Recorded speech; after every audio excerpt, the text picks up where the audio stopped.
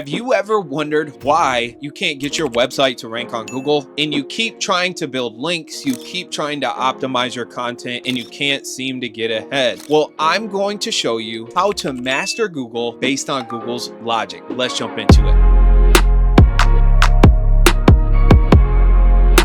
Welcome back to the most professional digital marketing channel. And today, here's what we're going to cover. Google's logic, keywords, topical mapping, backlinks, on and off-site optimization. I'm going to give you some quick wins. I'm going to show you how to look at your sitemap, Google Search Console, robots text, meta titles and descriptions, and how hosting affects your overall rankings. And finally, we're going to go over the acronym EAT: experience, expertise, authority, and trust. Let's dive right into it. If you don't want to see me go over Google's logic and you just want to see how you can make your website rank better, jump over to the point that's marked in the video where quick wins starts. When it comes to Google's logic and Google ranking websites, which is based on their algorithm, which ultimately is controlled by the logic of the algorithm, there is no secret sauce out there. I just want you to know that if you cannot get your site to rank, there are a key few things that if you tweak and then you seek inconsistency, I guarantee you that your site will rank better. Let's dive into it. First, starting with keywords. When you build your website, you need to think from a logical perspective, what are the main keywords that my site wants to rank for? Google is really no smarter than anybody else. All Google has done is create a massive search engine that takes all of the information on the web and organizes it essentially according to keywords, relative topics, things that relate to each other, so on and so forth. So when you're going through your website, think, what is the main keyword that my business is about? And then from there, find relating keywords and build around that. The more you do that, the more you expand, the more you're going to have what's called a topical map. What is a topical map, you might ask? Well, it's pretty simple. A topical map is when somebody builds content around a topic and that topic is thoroughly covered within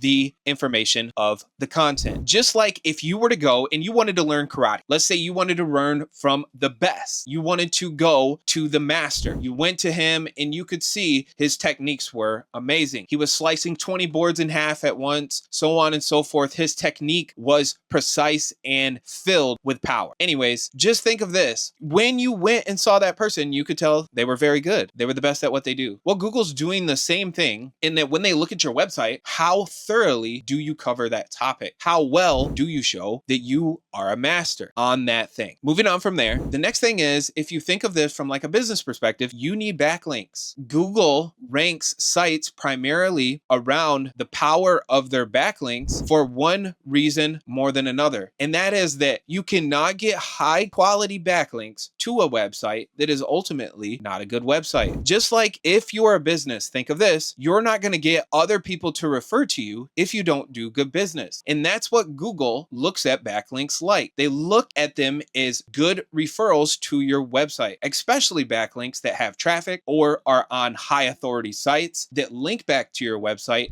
Those backlinks are going to have more authority. Just like in real life, think of this. If Tony Robbins got on the phone and called you and said, hey, I'm going to shout out to all the people in my business sector about how great your business is. Can you imagine the next day how much business you would have? It's no different in the backlink world. Google can see what is the measure and quality of the backlinks that you're building to your site. And over time, as you build a repertoire of better backlinks, Google ultimately is going to increase, which this is called different things across different platforms, but your domain authority. They're going to increase the power that your domain has because you have ultimately higher quality websites linking back to your website. And then finally, on-site and off-site optimizations. Thinking from Google's logic perspective, you need to continually update your website, show your website's healthy, and vice versa, have other websites link to your website and do other things off-site to improve your online digital image. On and off-site optimizations are so important, especially on-site optimizations, like making sure your sitemap is set up correctly. So let's jump in. I want to go into the quick wins here, and I'm going to go over some of those quick wins that you can do right away to see your website rank better. All right, here's some quick wins, real easy. What I want you to do, number one, go to your website, make sure your sitemap is showing up. If you have a WordPress website, usually it's /sitemap.xml. Or if you're using rank math, it's /sitemap_index.xml. And then you have multiple variable sitemaps under that. Go on, make sure that that sitemap is there. If your sitemap's not there, that means your website, Google cannot see specifically the things that you want them to see on your sitemap. Your sitemap is like the atlas of your website. Second thing is,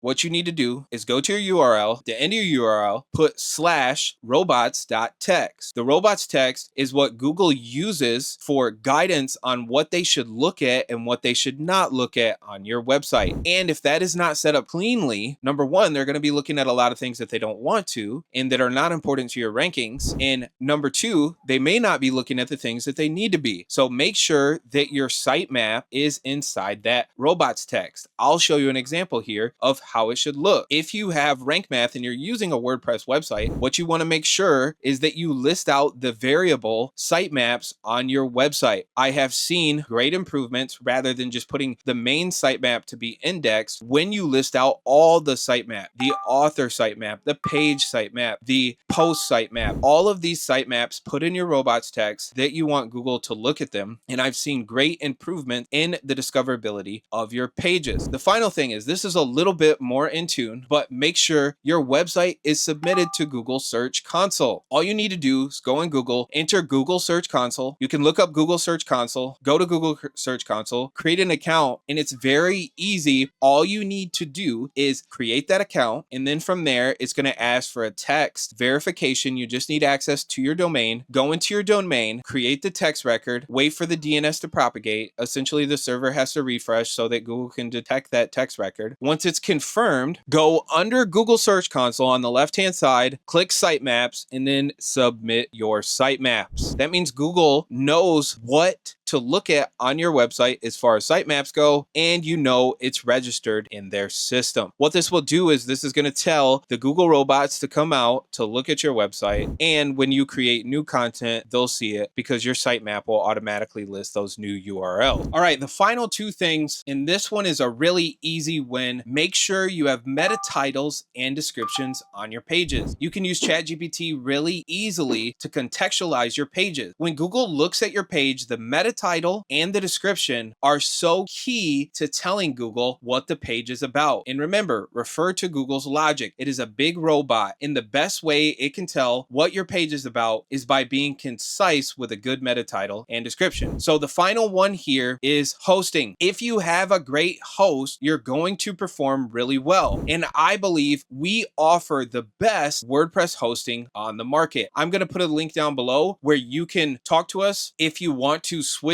your website to our hosting. And I believe there is no hosting out there from WP Engine, Bluehost, GoDaddy that beats our hosting. Why? We're Google Cloud Service providers. We're in the top 1% of speed and security. I'm also a GoDaddy reseller. So on that context, I've had over 100 clients with GoDaddy, and all of these clients or all of these different hosts are primarily shared hosting environment. What that means is if another website on these servers is attacked or goes down or consumes resources, it automatically affects your website. Well, our websites are in isolated containers. Not only you get CSS, HTML, and JavaScript minification right off the bat, guaranteeing at least an 85 plus Google page speed score on desktop without any extra optimization. So down below, click that link if you're interested. Hey, if you could, please like and subscribe. I don't mean to pull your leg, but it helps me to create more content. I spend thousands of dollars a month to create all the content totally for free so that you can increase your digital marketing. Let's go. The final thing we're going to cover here is EAT. EAT is an acronym that Google developed to give a framework for how they rank websites above other